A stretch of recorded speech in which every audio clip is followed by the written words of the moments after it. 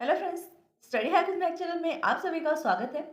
आज का जो न्यू टॉपिक रहेगा हमारा वो होगा आर्टिफिशियल इंटेलिजेंस में टॉपिक नॉलेज। ठीक है, आज से हम न्यू सीरीज स्टार्ट करने जा रहे हैं विच इज आर्टिफिशियल इंटेलिजेंस, जो कि मोस्ट इंपॉर्टेंट टॉपिक है। आजकल जितने भी एप्लीकेशंस हैं या जितने भी सॉफ्टवेयर्स हैं वो सब किस पर कन्वर्ट होते जा रहे हैं, एआई पर। तो आप सभी को भी पता है कि एआई एक ऐसा टॉपिक है जो वाइडली एक्सप्लोर हो रहा है।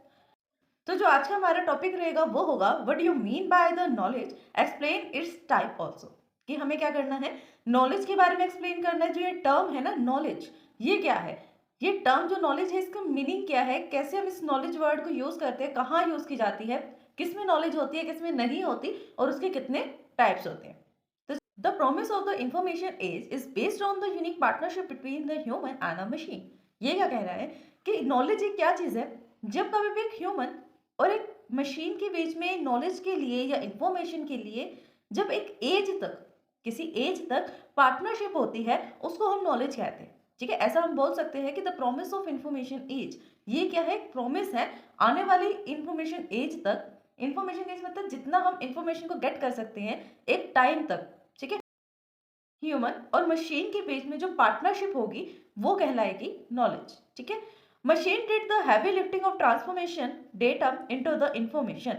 अब ये क्या कह रहा है कि जो मशीन्स होती है ना, अलग अलग टाइप की मशीन होती है। जो भी मशीन होगी उसका टास्क अलग होगा, क्योंकि अलग मशीन को, जितनी मशीन्स होंगी सबका अलग अलग टास्क होगा, सबको एक अलग पर्पस के लिए बनाया होगा।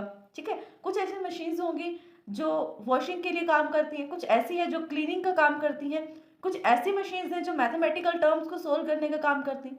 ठीक है, मतलब अलग अलग मशीन्स बनी हुई हैं जिनका काम अलग अलग है। ठीक है, अब सपोज करो कि हमें कोई पैराग्राफ राइट करना है। एआई का आप यूज कैसे करते हो, जैसे आपको कुछ होमवर्क में मिला, आपको किसी पर एक टॉपिक को एक्सप्लोर करना है, तो उस टॉपिक को एक्सप्लोर करने के लिए आप क्या करते हो, सिंपली लिखते हो कि मुझे इतने से इतने वर्ड तक, जैसे 150 से 100 वर्ड्स तक का मुझे पैराग्राफ चाहिए। तो आप एआई से, चैट जीपीटी से जनरेट करवाते हो। तो वो एआई चैट जीपीटी कैसे जनरेट करता है उसको, वो ऐसे जनरेट करता है कि उसके पास ना नंबर ऑफ डेटाज होते हैं। देखो, डिफरेंस क्या बनेगा, जब आप चैट जीपीटी पे से कुछ ऐसे को राइट करवा रहे हो और वही सेम ऐसे आप गूगल पर भी सर्च कर रहे हो, डिफरेंस। अब डिफरेंस क्या आया दोनों के बीच में, डिफरेंस ये आया कि जब आप गूगल पर सर्च कर रहे थे उस सेम टॉपिक को, तो उससे रिलेटेड आपको बहुत सारे रिजल्ट्स मिलेंगे, अलग अलग रिजल्ट्स मिलेंगे। किसी में कम वर्ड होंगे, किसी में ज्यादा होंगे, किसी में लैंग्वेज इजी होगी, किसी में मुश्किल होगी। ठीक है, किसी के वर्ड्स ऐसे इफेक्टिव होंगे जो आपको लगेंगे कि हाँ ये परफेक्ट लग रहा है, किसी में वर्ड्स जो है वो नॉर्मल होंगे बट उसकी लैंग्वेज इजी होगी। ठीक है, मतलब अलग अलग कैटेगरी को लेके सेम टॉपिक पर आपको बहुत सारे रिजल्ट्स देखने को मिलेंगे, मिलेंगे ना गूगल पर। जिस मर्जी को चाहो आप क्लिक कर सकते हो और उससे रेफरेंस कर सकते हो, उससे एज अ डेटा अपना काम पूरा करवा सकते हो। ठीक है, फिर सेम टॉपिक को आपने एआई पर, चैट जीपीटी पर सर्च किया था, लेकिन उस टाइम पर क्या हुआ, चैट जीपीटी ने जितने भी गूगल पर रिजल्ट दिखाए गए थे उन सबको फिल्टर कर दिया। ओनली जो मेन मेन इंफॉर्मेशन थी, जो एज अ पैराग्राफ की तरह बन सकती थी, जो आप खुद नहीं बना पाए फिल्टर करके, वो चैट जीपीटी ने और इजी करके बना दिया। उसने कुछ नहीं किया, जो डेटा वर्ल्ड वाइड में है, पहले से ही डिफाइंडेड है कि इसका मतलब ये होगा या ये डेटा ऐसे है, इसका यूज ऐसे होगा, इसका मीनिंग ये है, उन सब डेटा को उठाया, उन पर फिल्टर लगाया, फिर उसने डेटा से एक इन्फॉर्मेशन आपको बना के दी। और वो इन्फॉर्मेशन क्या थी, वो ऐसे था जो 150 से 100 वर्ड्स के बीच में आपको राइट डाउन करना था, वो भी फॉर्मेटेड वे में, एक अच्छे से फॉर्मेट किया हुआ डेटा मिलेगा सबसे पहले आपको। अब आपको खुद तो नहीं पता था कि आपको फर्स्ट लाइन कैसे स्टार्टिंग करनी है, कैसे मिड में इंटरमीडिएट लिखना है, फिर कैसे लास्ट में एंडिंग करनी है, ऐसे की। अगर आपको नॉलेज है, आपकी राइटिंग अच्छी है, राइटिंग इन द सेंस कि आपको लिखना, जो आप लिख रहे हो उसका तरीका अच्छा है, आपको पता है कि आप लिख रहे हो तो उसका मीनिंग क्या बनेगा, उसकी सेंस क्या बनेगी। ठीक है, जिसको इंग्लिश आती है वो तो इजिली तो वो बना सकता है, लेकिन जिसको नहीं आती वो तो मिडल वाला फर्स्ट पे लिख देगा, एंड वाला मिडल में लिख देगा, फर्स्ट वाला लास्ट में लिख देगा। ऐसे तो एक ऐसे कंप्लीट नहीं होगा ना। बट चैट जीपीटी हमारे काम को कैसे इजी करती है, क्योंकि वो एआई बेस्ड है, और AI means artificial intelligence base पर क्या होता है, उसके पास बहुत सारा नॉलेज बेस होता है, बहुत सारा डेटा होता है। उस डेटा को फिल्टर करके जो भी यूजर की क्वेरी आती है, वो उस डेटा को फिल्टर करके उसका रिप्लाई कर देता है, आंसर का रिप्लाई करता है। तो यही लिखा गया है, तो एक मशीन ही ना। मशीन क्या करती है, हैवी लिफ्टिंग डेटा को ट्रांसफॉर्म कर देती है एक सिंपल डेटा इंफॉर्मेशन में। मतलब बहुत सारे डेटाज होते हैं उसके पास, उसको वो फिल्टर करके इंफॉर्मेशन में चेंज करती है। अब सपोज करो कि मुझे कुछ ऐसे 10 स्टूडेंट्स का डेटा चाहिए जो टॉप 10 में आए हैं। किसी भी एग्जाम में ऐसे स्टूडेंट्स का डेटा चाहिए जो टॉप 10 में आए हैं, एग्जाम देने के बाद उनका जो रिजल्ट है वो टॉप 10 का है। बट एक स्कूल में या एक ऑर्गेनाइजेशन, किसी भी कॉलेज में अगर हम जाएंगे तो हमारे पास नंबर ऑफ डेटाज होंगे, बहुत सारे स्टूडेंट्स होंगे। इन सब स्टूडेंट्स को हम क्या मानेंगे? डेटा मानेंगे, क्योंकि ये हमारा क्या है? प्री डिफाइंड डेटा है, क्योंकि स्टूडेंट तो सबके सब है। बस उस पर हम फिल्टर क्या लगाएंगे? फिल्टर हम ये लगाएंगे कि इस एग्जाम में जिस भी स्टूडेंट के टॉप 10 में मार्क्स आए हैं उन्हें फिल्टर करके सिर्फ हमें उन्हीं का डेटा देखना है। ठीक है, सिर्फ उन्हीं स्टूडेंट्स का डेटा देखना है जो टॉप 10 में आए हैं। तो उसके लिए हम क्या करेंगे? फिल्टर लगाएंगे। तो सेम काम यह एआई करता है, फिल्टर लगाने के लिए चैट जीपीटी करता है, इतने सारे डेटास के अंदर से फिल्टर लगाता है और कुछ गिना चुना परफेक्ट डेटा, बेस्ट डेटा आपको वो प्रोवाइड करता है। ठीक है, अगर आपको वो डेटा अच्छा नहीं लगा तो आप रीजनरेशन भी कर सकते हो उसी डेटा को, वो आपको दोबारा से करके देगा, अलग टाइप से उसको लिख कर देगा।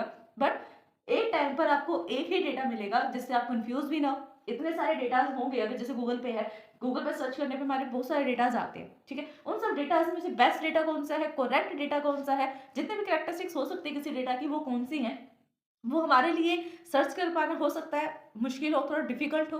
बट चैट जीपीटी के लिए वो इजी था। इसीलिए एआई जो है वो क्या करती है? एआई एक मशीन की तरह काम करती है। एआई मशीन में काम करती है। ठीक है, मशीन में काम करती है, मशीन के थ्रू काम करती है, क्योंकि मशीन है उसी के अंदर हम एआई बेस्ड टूल्स को रन करते हैं ना। तो उसका काम एक सिंपल सा होता है, बहुत सारे डेटा में से एक डेटा को फिल्टर कर कर इंफॉर्मेशन बना देना। ठीक है, which allow human to then transform information into knowledge. And then अब देखो नॉलेज क्या है, अगर आप अपनी सिंपल लैंग्वेज में भी देख लो ना कि नॉलेज क्या है। क्या है नॉलेज? नॉलेज हमारी नॉलेज है। नॉलेज का मीन्स हमें समझना, जो हमें पता है, जो हमें ये पता है कि हाँ ये चीज ठीक है। ठीक है, अब जैसे हमें पता है कि ये एक नोटबुक है, ये एक पेन है, तो कैसे पता है हमें? ये हमें नॉलेज मिल चुकी है कि ये एक पेन है, ये एक बुक है। ठीक है, ये एक नोटबुक है, ये लिखा हुआ है, ये राइटिंग है, ये ब्लैक पेन है, ये ब्लू पेन है। तो ये हमें कैसे पता लगा? ये हमारी नॉलेज है। हमें किसी से एक बार पता लगा, उसको हमने अपने माइंड में फिक्स कर लिया। ठीक है, हो सकता है वो गलत भी हो, बट जो हमें पता लगा उसको हमने अपने माइंड में फिक्स कर लिया। और जो डेटा हमारे माइंड में है ना, जो थोड़ा बहुत डेटा है, चाहे वो सही है चाहे वो गलत है, बट हमें नॉलेज है उस चीज की, तो वो क्या बनी? नॉलेज बनी। जिस चीज को हमें पता है दैट इज अवर नॉलेज, वो हमारी नॉलेज है। ठीक है, वो हमारी इंटेलिजेंस है। तो अब ह्यूमन क्या करेगा? मशीन ने तो अपना काम कर दिया। मशीन ने इतने सारे डेटा के अंदर से फिल्टर लगाकर एक इंफॉर्मेशन बनाकर ह्यूमन को दे दी। बट अब ह्यूमन क्या काम करेगा?